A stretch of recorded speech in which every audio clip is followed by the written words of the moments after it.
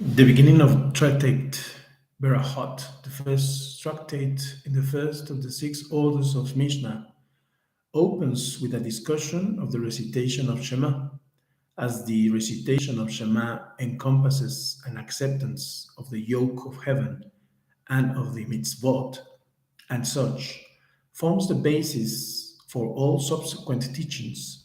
The Mishnah opens with the laws regarding the appropriate time to recite Shema.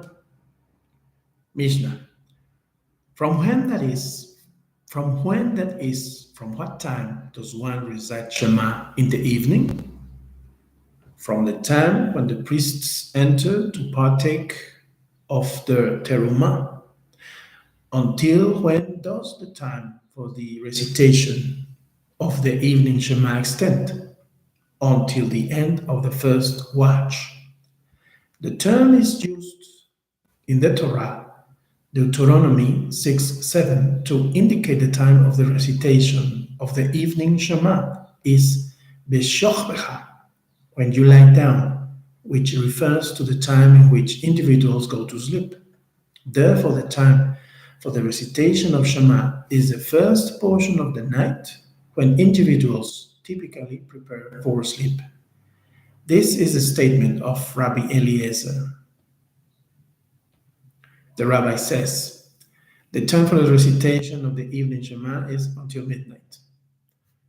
Rabban Gamliel says, one may recite Shema until dawn, indicating that Bekoshbeha is to be understood as a reference to the entire time people sleep in their beds, the whole night. The Mishnah relates that Rabban Gamliel practiced in accordance with his ruling. There was an incident where Rabban Gamliel's sons returned very late from a wedding hall. They said to him, as they had been preoccupied with celebrating with the groom and bride, "We did not recite Shema." He said to them, "If the dawn has not yet arrived, you are obligated to recite Shema." Since Rabban Gamliel's opinion disagreed with that of the rabbis, he explained to his sons that the rabbis actually agree with him, and that it is not only with regard to the halacha of the recitation of Shema, but rather wherever the sages say until midnight, the mitzvah may be performed until dawn. Rabban Gamliel cites several cases in support of his claim, such as the burning of fats and limbs on the altar. Due to the quantity of offerings each day, the priests were often unable to complete the burning of all of the fats and limbs, so they continued to be burned into the night. As it is written, this is the law of the burnt offering. The burnt offering shall remain upon the pyre on the altar all night until morning, while the fire on the altar burns it. Leviticus 6:2. And with regard to all sacrifices, such as the sin offerings and the guilt offerings, they are eaten for one day and night, although the sages state that they may be eaten only until midnight. By Torah law, they may be eaten until dawn. This is in accordance with the verse, "One day on which it is offered must you eat. Do not leave it until the morning." Leviticus 7:15. If so, why did the sages say that they may be eaten until midnight? This is in order to distance a person from transgression, as if one believes that he has until dawn to perform the mitzvah, he might be negligent and postpone it until the opportunity to perform the mitzvah has passed. Gemara. The Mishnah opens with the laws concerning the appropriate time to recite Shema with the question, from when does one recite Shema in the evening?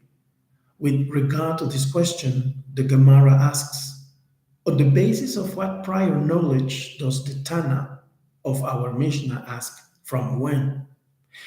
It would seem from his question that the obligation to recite Shema in the evening was already established, and that the Tana seeks only to clarify details that related to it.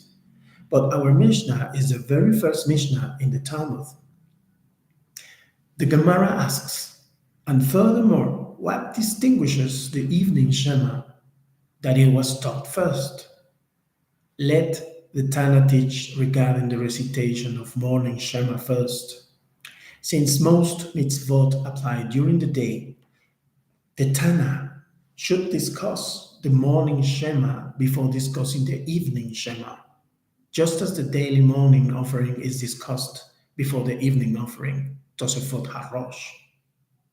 The Gemara offers a single response to both questions. The Tana bases himself on the verse as it is written, "You will talk of them when you sit in your home, and when you walk along the way, when you lie down, and when you arise." Deuteronomy 6:7. By teaching the laws of the evening Shema first, the Tana has established that the teachings of the oral Torah correspond to what is taught in the written Torah. And based on the written Torah, the Tana teaches the oral law. When is the time for the recitation of Shema, of lying down as commanded in the Torah?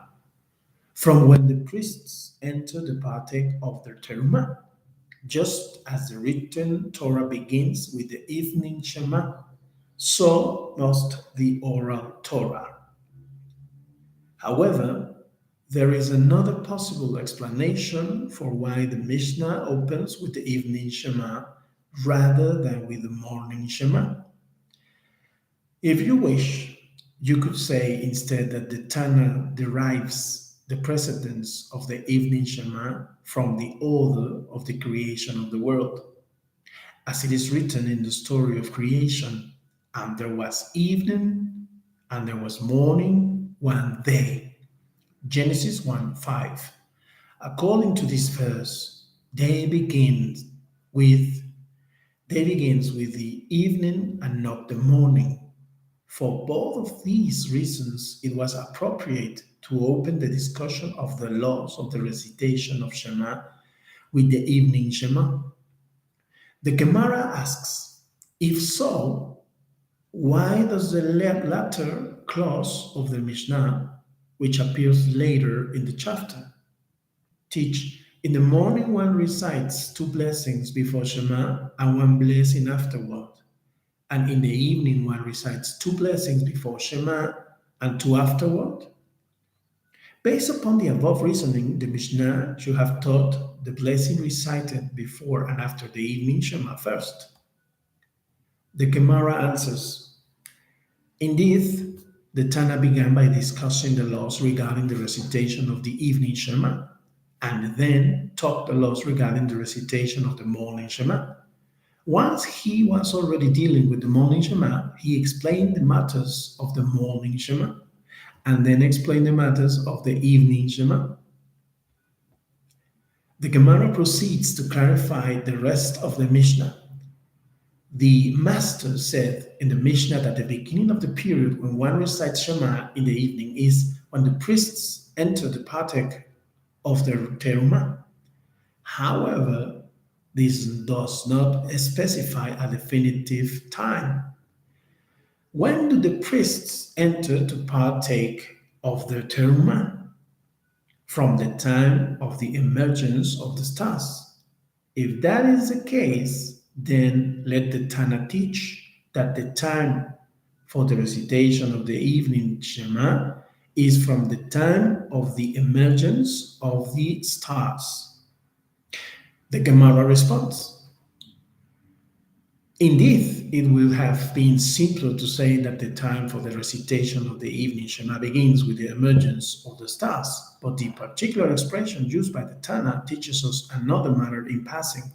When the priests partake of their terumah, from the time of the emergence of the stars, and the Tana teaches us a new halacha, parenthetically, failure to bring an atonement offering does not prevent a priest from eating terumah.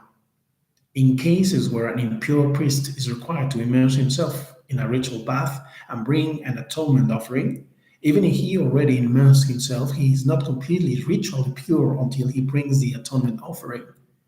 Nevertheless, he is still permitted to partake of terumah. Taught in the passage in our Mishnah, this is articulated fully in a Baraita, based on a close reading of the biblical passages, as it was taught in the Baraita with regard to the laws of ritual impurity. It is said, "One who touches it remains impure until evening. He should not eat of the consecrated items, and he must wash his flesh with water. And the sun sets, and it is purified. Afterwards, he may eat from the terumah, for it is his breath." Leviticus 22, 6 to 7. From the passage, "and the sun sets, and it is purified," that the absence of setting of his sun prevents him from partaking of terumah, but failure to bring the atonement offering does not prevent him from partaking of terumah, may be inferred. The Gemara discusses the proof offered in the Baraita. From where do we know that that the phrase "and the sun sets" refers to the complete setting of the sun, and therefore "and it is purified" refers to the fact that the day is pure? "And the sun sets, and it is purified" is one phrase meaning that the sun will set, the air will clear, and the stars will emerge. Rav Hai Gaon. We will continue the reading of Berahot of the Talmud, and later we will start to explain, or try to explain, the meaning of these verses. Shalom.